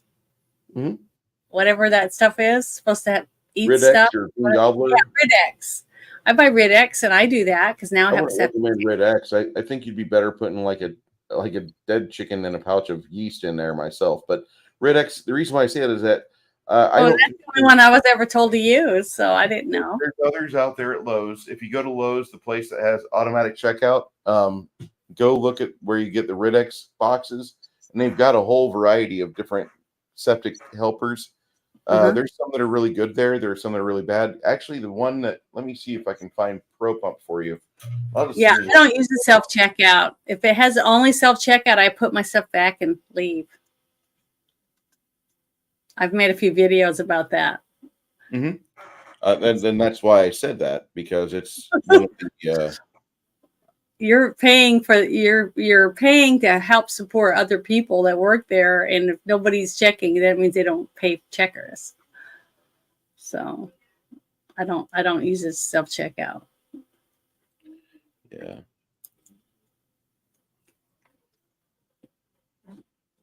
Yeah, Flady said that they need to make chamber pots great again. The thing is, and all you got to do is go to like big cities, and they're using the street. I mean, they just pull their pants down and shit right in front of the restaurant, and I saw videos of people going inside of hotels and apartment complexes, and there'll be a bathroom or be a toilet, or not a toilet, a trash can right next to the Coke machine or the coffee machine in the lobby, and they'll just pull their pants down and crap in that, people from the street. So it's like they're just doing it wherever they want. They don't care. They don't have to clean it up. And apparently they don't punish anyone for crapping in the street or whatever. And if you want to walk down the street and see crap and see people taking a dump, then go for it. I'm not going to do it myself. This stuff right here is what I recommend people use. Pump septic. I'm gonna have to write that down. You pour the little quart of stuff This there. This is a sign for Bruce, so trust him. He knows what he's talking about. When you first pump out your septic system, you want to pour this quart of high count bacteria in there, and it's better off, like, the more crap you get out of your septic system, the better you are. You get as much out, and you pour this down I prefer if you do this down your toilet, really. Yeah. Well, how often do you recommend that someone should get their septic tank cleaned out? How many people are in the house is my first question, because it varies between. You have a family of like 3 or 4. Okay, if you've got 4 people in your home and you have guests over, about every 4 years. If it's 1,000-gallon trap, if you've got an aerobic system, then you're probably needing it pumped every 2 years because they fill up really fast. They have a very small front tank that all the solids accumulate in, and you've got maintenance and all this other garbage. Try to have a house with just a septic system with no gears or whistles. It just has pipes, okay? Because they now have new systems that are ATU systems, and they break a lot. You need maintenance programs on it. You need to know, have somebody in the know, be able to fix it when it breaks, and it will break. It's just going to fucking happen. I don't recommend it by any means. I recommend a regular septic system, but with those, you need to have something in there that helps break down all the shit in the lateral field, because after like 20, 30 years, you need to put a power washer through your laterals and douche them out real good. Otherwise, things harden up. and you've got like this septic pipe with about 8 inches of stuff around it that's just solidified and there's no flow. But Pro Pump is good. You pour the little quart in there. The first day it's pumped out, gets a good healthy collection of stuff in there. Then you eat and you have seconds and you poop. And then once a month after that, you have these little pouches that you put in your toilet, wait for 5 minutes, or have your male friend pee on them. And the peeing on them will cause the violence of the urine will cause it to break a little easier. And then you just flush that down the toilet. The reason why I say pour everything through the toilet to your septic system is that wherever the water splashes, the enzymes and bacteria are growing over there, grabbing the organic bits and dragging it down to the party pit. Mm-hmm. And that's what you want. Well, the thing is that where I'm at now, I have a septic tank. I don't have a garbage disposal, so I don't put any of that stuff. Any of the things I used to put down the drain, I don't do that now. Everything goes in the garbage. I don't even put, when I have like cooked bacon, I put it in a mug and then I put the grease in the trash. So I might have to do turd talk. Alternate channel turd talk. Yeah, why not? It would be the same thing. I'll just be painting figurines, but no, the focus of it's like, well, hey caller, what's your septic issue today? Yeah, why not? What's it gonna hurt?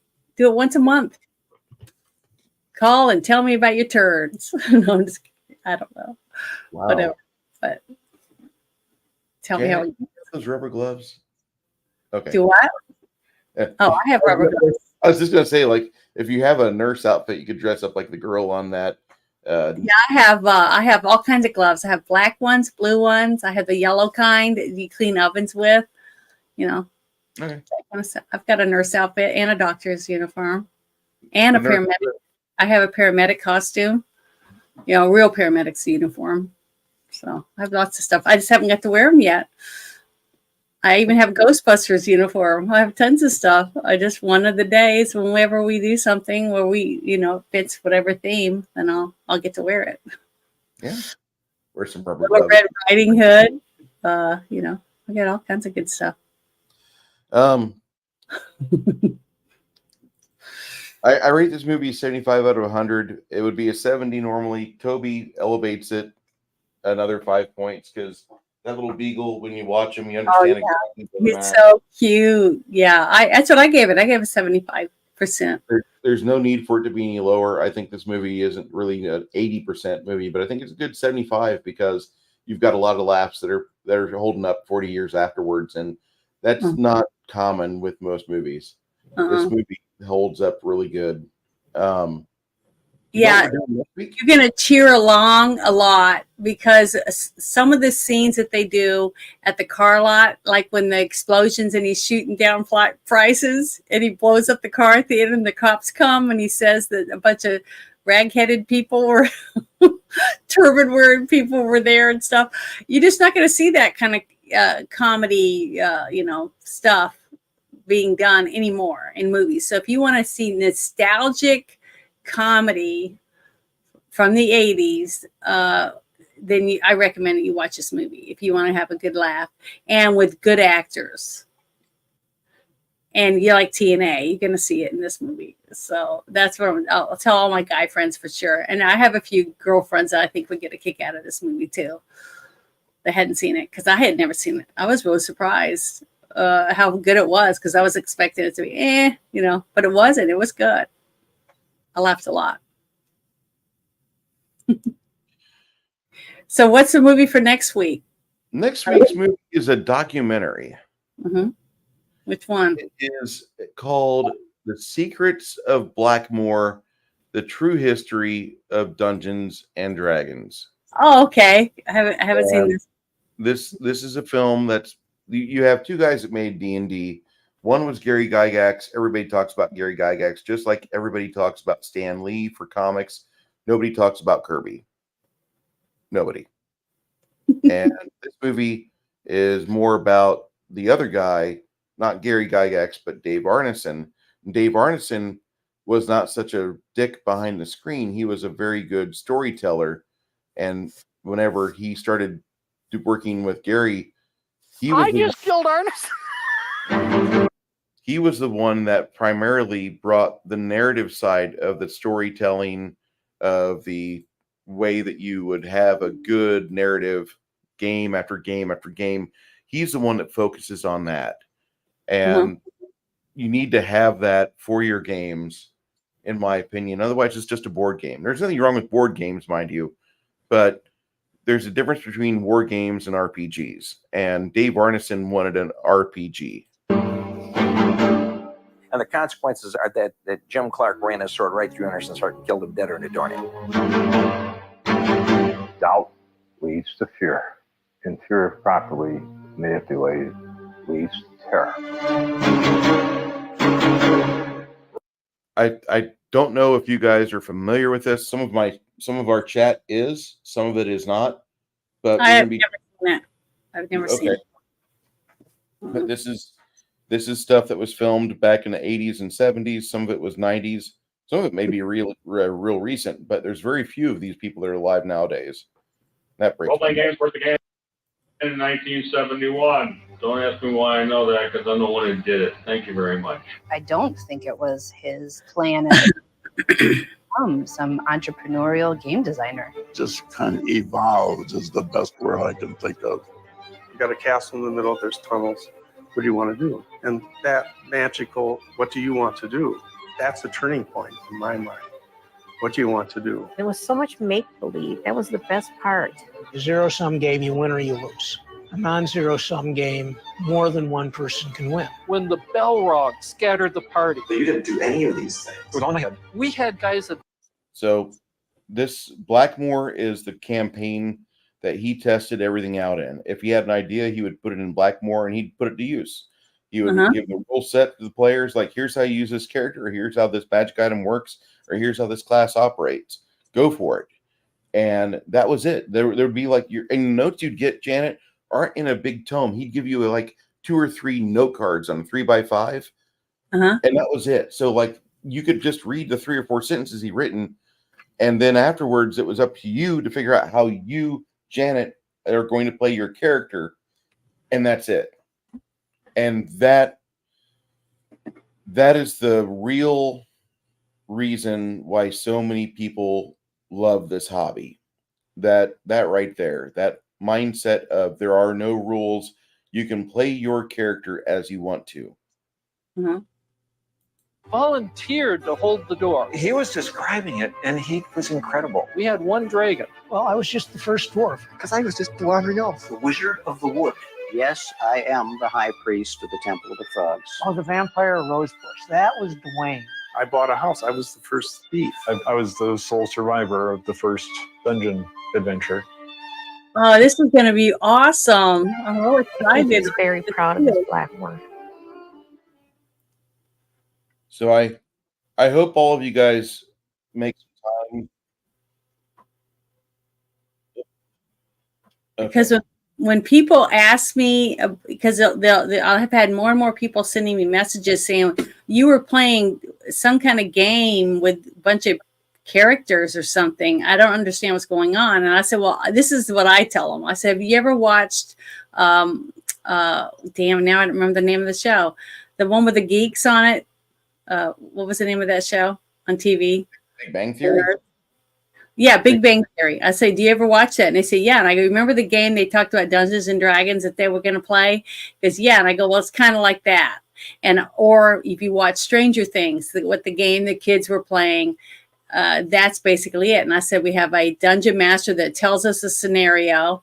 And then we, as our different characters that we chose before we started, what we wanted to do in the game, or what if we wanted to be a thief, or we wanted to be tall, or what race we might be, male or female, and what our crafts are, what we're able to do, and then we will tell them, this is what we want to do, and then whether you're going to fight or not.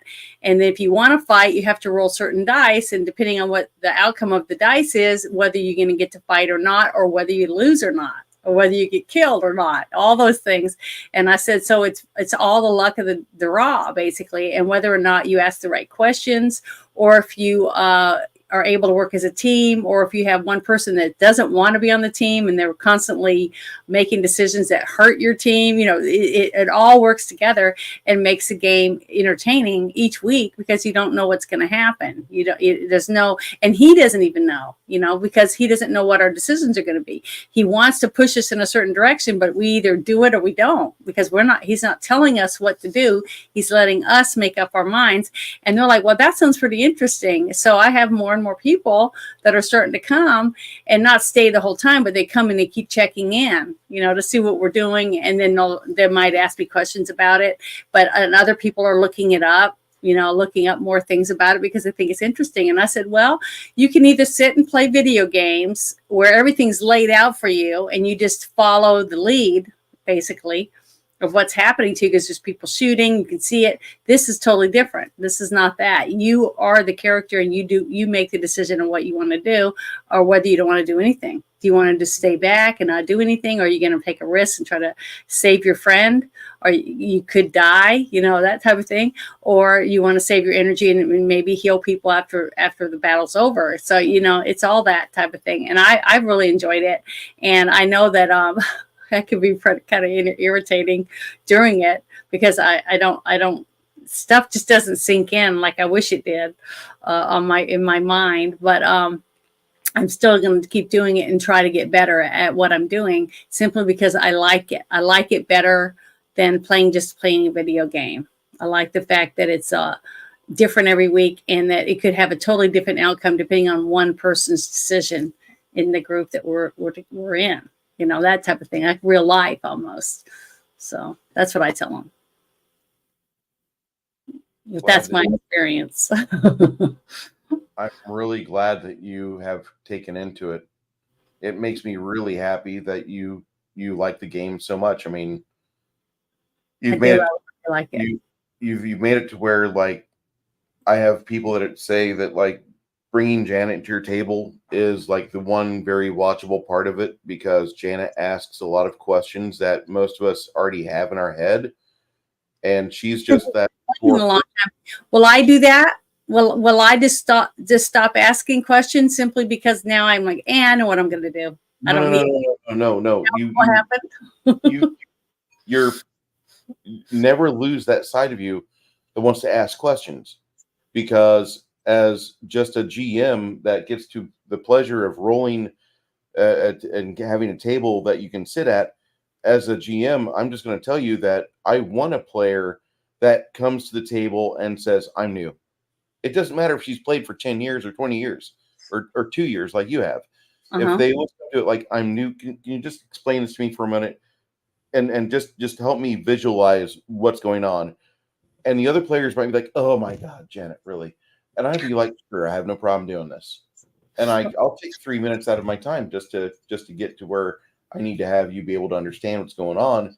And because I'm treating you like an audience character, and therefore the audience now has a voice. And I recommend anybody that does live stream, live plays, to have that type of person at the table that doesn't know the things, that doesn't know the world, that's not around, and doesn't understand how this game operates. So she's just bag of questions, and that's fine. I need a character like that at my table, and I realized that once you sat down and played with us the first time, I realized I needed you at the table a lot longer than what I thought. And I had friends from Legion of Myth and other big streams like that saying, dude, like, Janet is going to be the key to success for you and your group of people, your friends, your table, because she's going to be able to help the other key characters once they cool off, once they not stop being butthurt about, she's slowing down the game. No, she's not. She's asking for clarity. She's asking for clarity on the environment or what's going on with this situation here. She's wanting to know exactly what this weapon or item does. She wants to know what this class is specialized with. She's asking questions the common man or woman would ask.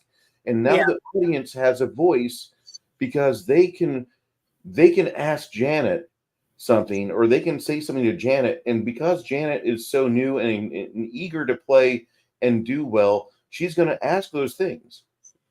And it's necessary. And I hate to say that, but if you're going to have a table with live streaming, you need a character like Janet from Another Planet to be there and ask questions about the world around her, because she wants to know how she can operate best to serve the table. Well, I just don't want to die. I want to understand what's going to happen. And, if I make the wrong decisions. So one of these days, we'll play a different game, and the game rules will be different. I don't want to mention what game it is, but there are some games where being a team player is not the goal. Being the winner and taking advantage of everybody else at the table is sadly like being Survivor. Like what? Like Survivor, the TV show.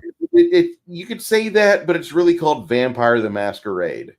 But it's just that's a completely different style of play, and you want a character like it. Yeah, Chimerian's like, it's bad luck that I cannot get to play with Janet. And one of these days, Kai, we're going to have that table, that dream table. I'm telling you. And this is also why I always tell my friends that run their own live streams, their own tables, like, get a character like Janet at your table. It's the one thing. Like, I don't have thousands of viewers, and I'm happy with that. But if I did, I know for a fact they would all be in Janet's corner, because Janet is asking the right questions at the table, and she's playing the character that you want to see get ahead. Well, I just want to do well. I just want to do well for my team. I want to be able to keep my other players healthy enough to be able to fulfill our quest. That was what I told you from the day one. When you were asking me what kind of character I wanted, I said I want a character that can heal, to be able to learn more and better healing spells. And I didn't want to be able to protect myself, but that I didn't want to end up being some kind of warrior. I just wanted to be able to be there to heal my people, to keep them strong enough where they can win the battles. Because as long as they're strong, I'm going to win too, right? I mean, that's how I was looking at it. So that's how that works. Well, that's what I was thinking in my mind, because you asked me what I wanted.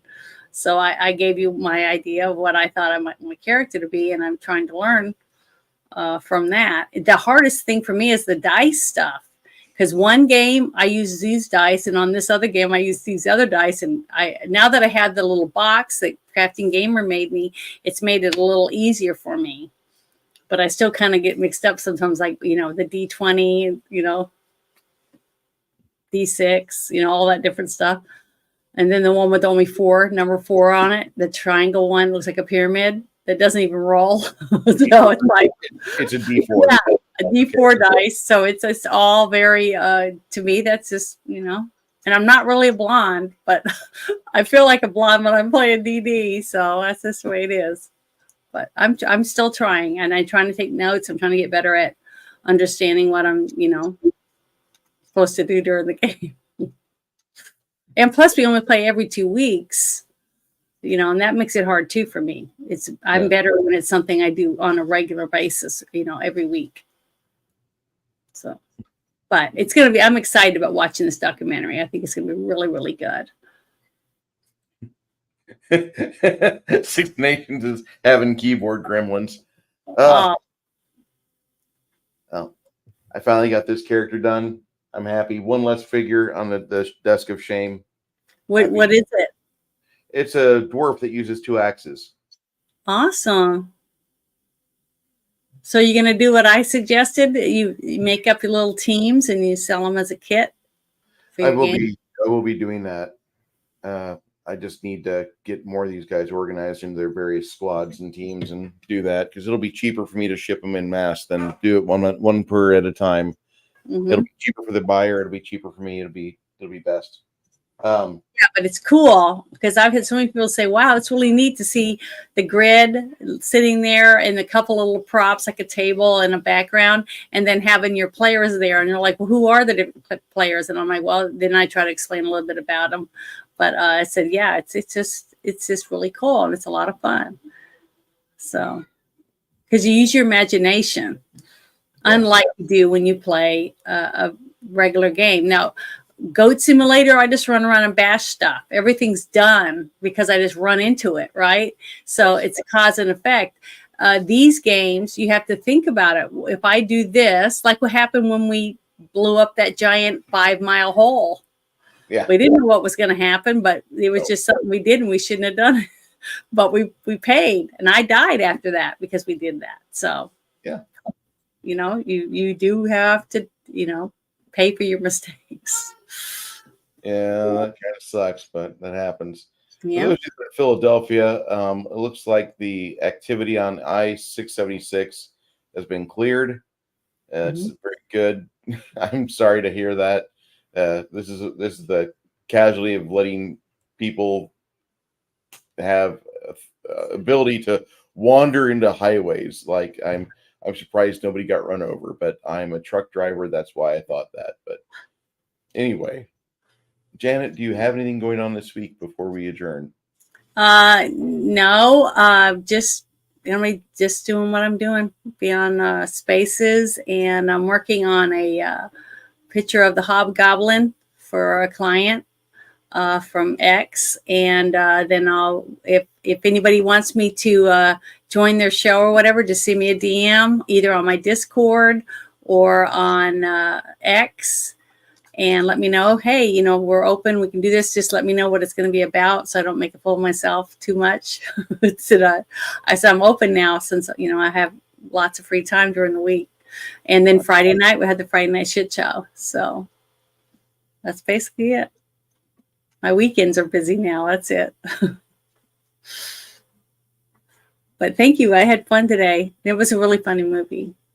I love this film. It's funny. I'm watching Toby just go and fetch things or grab a walkie-talkie. Just I was very pleasantly surprised about that dog. Stole the show for me. Yeah. It's like watching Frasier again, but that's the secret to Frasier. Frasier's great, but watching the little Jack Russell Terrier do his stuff is just perfect. For those of you that are going to be here next week, we'll be starting this at around 12 o'clock Central Standard Time.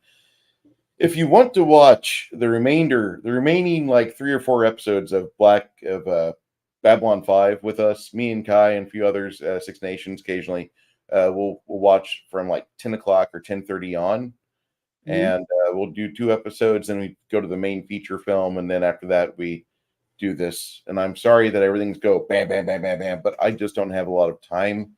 I work 60 hours a week now, so or more. So I want to try to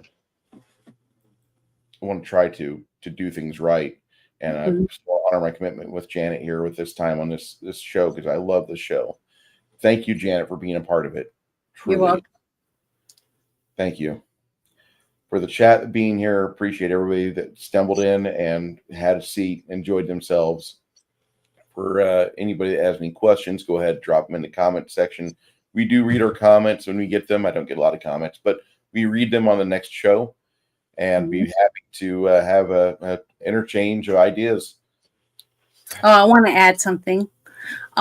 Anyone that's interested in us doing one of your favorite movies, if you just send Bruce a super chat, and we will get with you and we will ask you to join us and talk with us about why you love that movie.